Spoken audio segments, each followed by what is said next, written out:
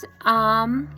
I was just listening to a podcast and they were talking about mental health and anxiety and depression and things you can do just to center yourself again. And I was like, well, that's a good topic to talk about because I don't think it gets talked about enough, honestly, mental health. And that the podcast I was listening to is actually Inside of You with Michael Rosenbaum, and he had Kristen Bell on, and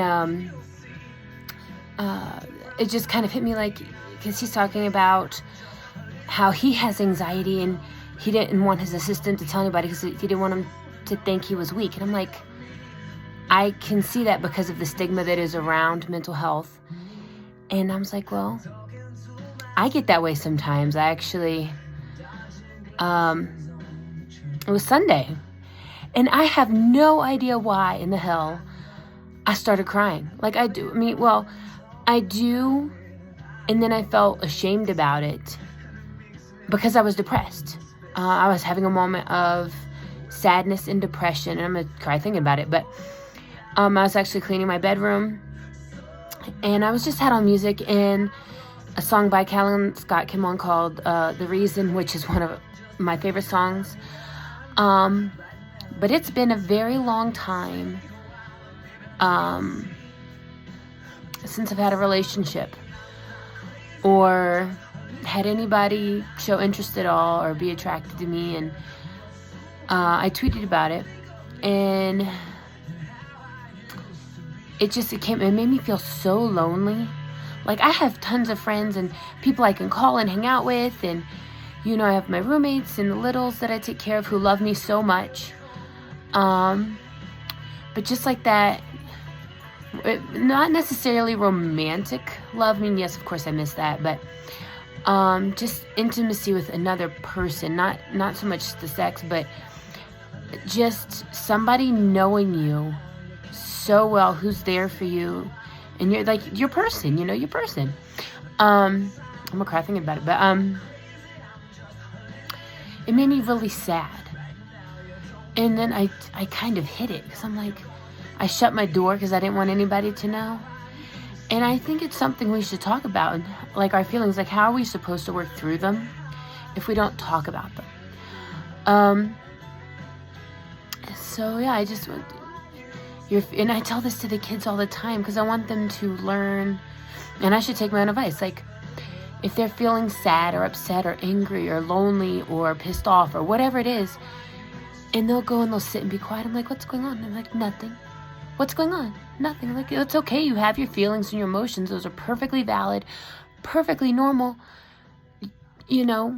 How you handle them is what's important. I get you're upset or mad, but that doesn't give you the right to go be mean to somebody else because somebody was mean to you. Let's work through it. That kind of thing.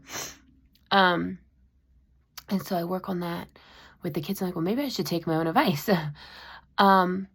So I do. I think we should all talk about mental health and not be ashamed if we're feeling any kind of way, or say we need medication for whatever, depression, bipolar,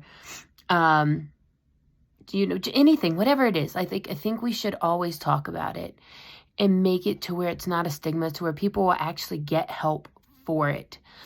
And so, yeah, I do some things when I get anxious or depressed, or my brain goes wonky sometimes. I get overstimulated fairly easy sometimes. If there's a lot of people, a lot of noise, and I'm trying to do something and have 5 people asking me questions, my brain gets overwhelmed.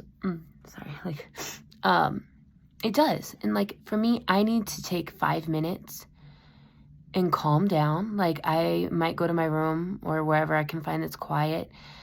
I put fireplace sounds on the Alexa. Because it's just I'll sit there and I'll listen to the crackle of the fireplace, and that helps. I've turned puzzle into a verb. I'm like, I'm gonna go puzzle. Which is actually what I'm working on right now, is this beautiful sun and sea puzzle. I have it right here in front of me. Which I do all by feel, and I can show you all that later. I'll go get my crochet hook out, and I'll start just creating something just for me. doing something creative really helps bring me out of that depression or anxiety or overstimulation that I get. Like, I'll come up with the story. I'll sing. Like, I'll put on a song and I will just sing as hard as I can. A lot of it show tunes. But just singing, writing, just being creative really helps me. So I just wanted to put that out there. Like, if you feel those things, you're not alone. Now I feel like I need to play Dear Evan Hansen's You Are Not Alone. It's one of my favorite songs. And you're not. And if you haven't seen that show, you truly should. It talks about a lot of these things: anxiety, depression, mental health, suicide thoughts. It's called You Will Be Found. I'll call it You Will Be Not. You're Not Alone, because that's in there. But just find what works for you and have that tool in your back pocket for when you feel those ways, and just, do what you need to do to make you feel better and to calm down and to center yourself and focus yourself. Meditate.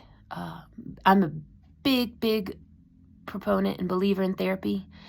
If it's not right for everybody. It's not for everybody right now. It's when you're ready. Go do it. Go do it. I have an amazing therapist. She's great. And I know I'm going to need her a lot through mortician school. And with tough cases, especially when they involve children. And I know that about myself. If you're ready, go do it. I think it's phenomenal. But I'm a big proponent of that. So anyway, it's just what I wanted to talk about. And let's make mental health not a stigma anymore. Let's talk about it. Let's bring it forward. Please, I'm so curious to know what you do for self-care or to get yourself centered or grounded or whatever it is. Please leave it in the comments. You can email me if you have any questions, like if there's any topics y'all want to talk about. Email me. It's just brittany.e.savage@gmail.com. I'd love to hear your guys' thoughts and comments and questions. Thanks, guys.